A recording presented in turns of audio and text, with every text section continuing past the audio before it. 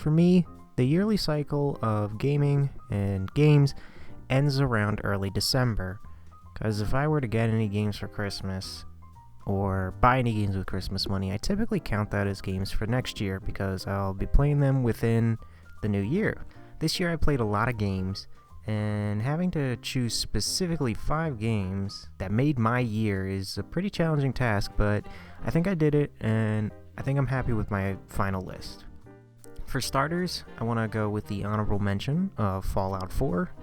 Like many, I returned to the franchise after watching the popular TV adaptation that came out.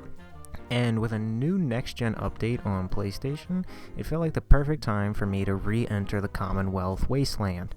And then according to my PlayStation Rewind, Fallout 4 was my most played game this year, and it makes sense. I went for the Platinum, which is 4 unique playthroughs, and my main playthrough, I went a step beyond to collect all the unique armor, clothing, weapons, magazines. I wanted to do all the side quests that I could. I wanted to do all the DLCs. And yeah, Fallout 4 took a lot of time my year.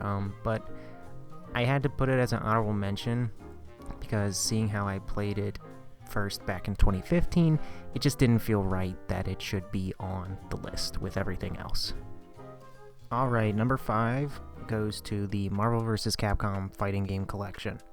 I love these games so much, and over the past couple years I was able to actually find a couple and collect them through retro game stores, but for a hefty price, and that was kind of the big problem before this collection. All these old games were locked behind a ginormous price tag that no person realistically should have to pay.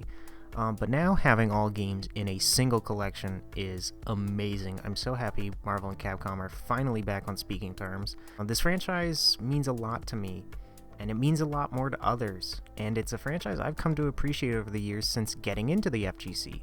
Marvel vs. Capcom 3 was a game I remember fondly playing back on PS3 before I got heavily into fighting games, so this franchise is really big, really important to me and a lot of other people, and I really hope this release means that one day Marvel and Capcom will team up and we can restore Marvel vs. Capcom to its former glory with a new entry maybe. Number 4 is going to go to the brand new and pretty popular game of Marvel Rivals. When this game was first announced, I was already hooked and on board. I tried to get into the beta, but never got a code. So having to sit and wait until December 6th, I got to enjoy a game I knew I would love.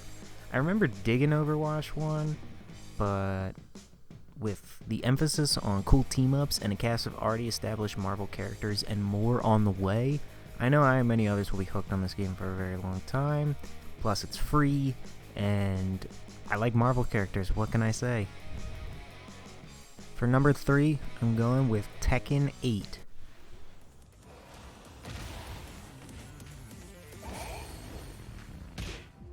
As a huge fan of fighting games, as previously mentioned, I was eager to get into Tekken again. I remember my first experience with the series was a friend showing me Tekken Tag 2 for PS3, and I know that game is not looked upon fondly by Tekken fans.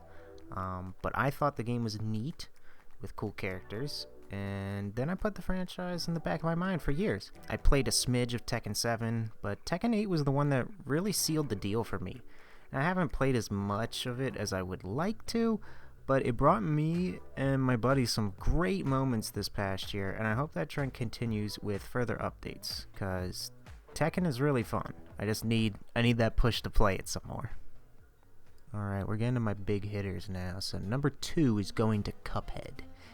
While yes, I excluded Fallout 4 from the top 5 due to already playing it in 2015, the real reason is because I already loved the game since back then. And Cuphead's a different story. So like many others, I got into Cuphead back in 2017 when the game came out, and I got it on my PC. I got mad at a boss, threw a controller, and never went back. That's a story probably a lot of Cuphead players would probably tell you. This year was different. I bought the game on sale, and I had a buddy over, and noticed that the game was on my PlayStation, wanted to play. So this sparked a month-and-a-half long journey where practically every week we were playing Cuphead, and we were playing together, and I made no progress in the game without him. And then after we beat the game and finished the DLC, which was phenomenal as well, I decided, since I'm, a much more mature and experienced gamer now, I'll go for the platinum without rage quitting or breaking any controllers. And I got it. It wasn't as hard as I thought the platinum / 100% would be. And Cuphead now holds a wonderful space in my heart, and I'm glad to have given it a second chance. And I am ready for anything Studio MDHR makes next. And finally, the best game I played this year is actually 4 games, because it's my list and I can do what I want.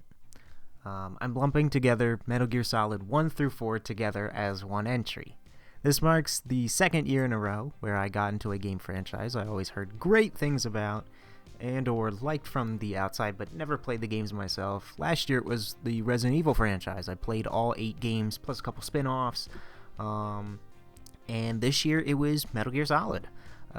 These games were all I really played from about February to early April. I was hooked on these games. And while I do love MGS 1 through 4, I feel like since I'm putting 4 entries on a top 5, I feel like I should at least rank them for you.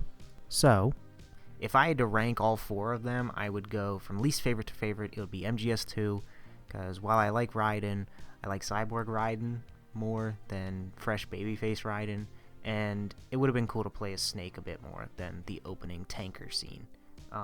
MGS 1 would be next, because you can't beat the classic, and it paved the way, in my mind, for cinematic gaming experiences for the future. Third, this might be a hot take because it's not at number 1, but Metal Gear Solid 3, it's got my favorite story of all the games, and I'm a big sucker for the Cold War setting it's placed in. And then finally, my favorite out of all 4 is MGS 4. It's my favorite with its hour-long cutscene included. I'm just a big sucker for the old Snake and Liquid Ocelot fight at the end. It was such a wonderful crescendo to the amazing series that Kojima created. And then I'm also sure you're wondering why I didn't include MGS 5. It just wasn't my cup of tea, and I didn't want to force myself to enjoy something that I wasn't necessarily enjoying to the fullest. I'm not going to stop you from saying how great it is. It's a fun game. It just really wasn't my cup of tea towards the end. I was getting kind of sucked out of the experience. It wasn't enjoyable for me all the way through. Yeah, the Metal Gear Solid franchise is taking the number 1 spot for me this year. And well, that's about it. 2025 is promising some good stuff coming out, and there's most likely some great games waiting to be announced. And there's big fact that there's a lot of great games that I haven't played yet, so next year might be the year for me to try them out. 2024 was a good year for gaming and for myself personally. I hope you all stay safe, healthy going into the new year, and take care. Bye.